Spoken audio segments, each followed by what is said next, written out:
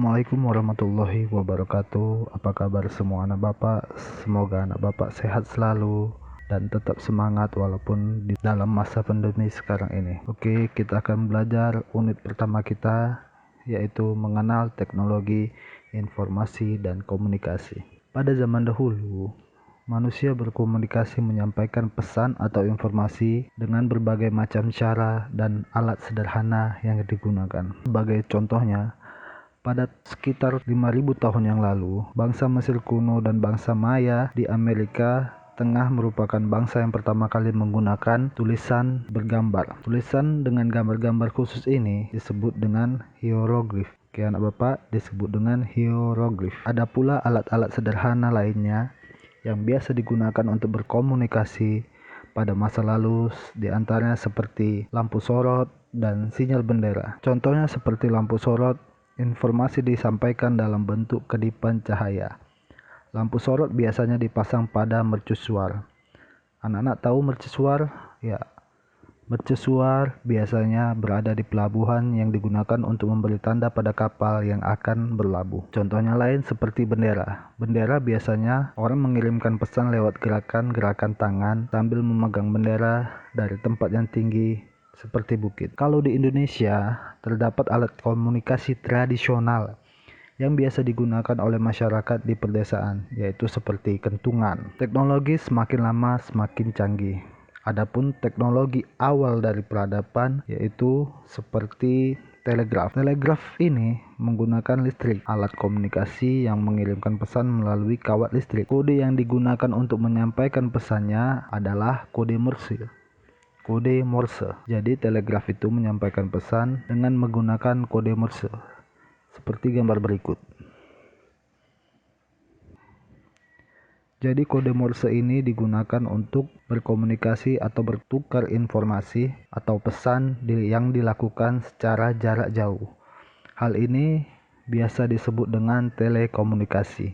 Teknologi komunikasi semakin lama semakin berkembang baik. Adapun contohnya seperti telepon, televisi, dan komputer.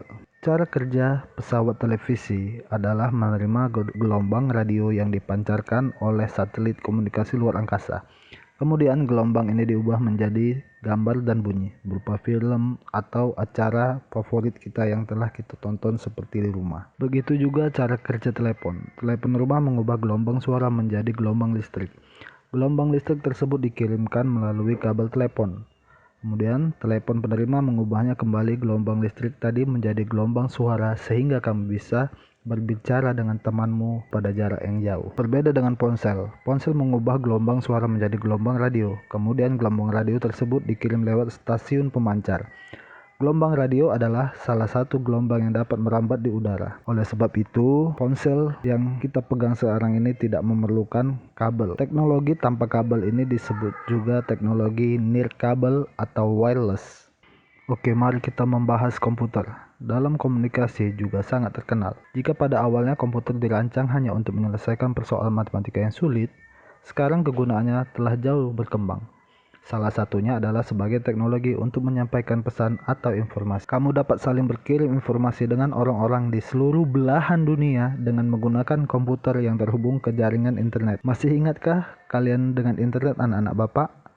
Internet adalah jaringan komputer raksasa yang menghubungkan komputer-komputer di seluruh dunia. Internet pada awalnya dikenal sekitar tahun 1969 di Amerika sebagai sistem militer. Baru kemudian pada tahun 1990 internet digunakan oleh masyarakat umum untuk berkomunikasi.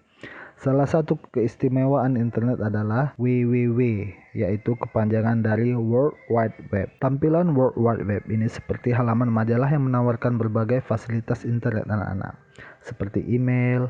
Email itu seperti surat elektronik, cuman melalui media internet. Untuk chatting, seperti sekarang, WhatsApp, Yahoo Mail, SMS, ataupun kita menggunakan internet banyak sebagai membelanjakan online, untuk game online, dan banyak lagi kegunaan internet pada zaman sekarang ini.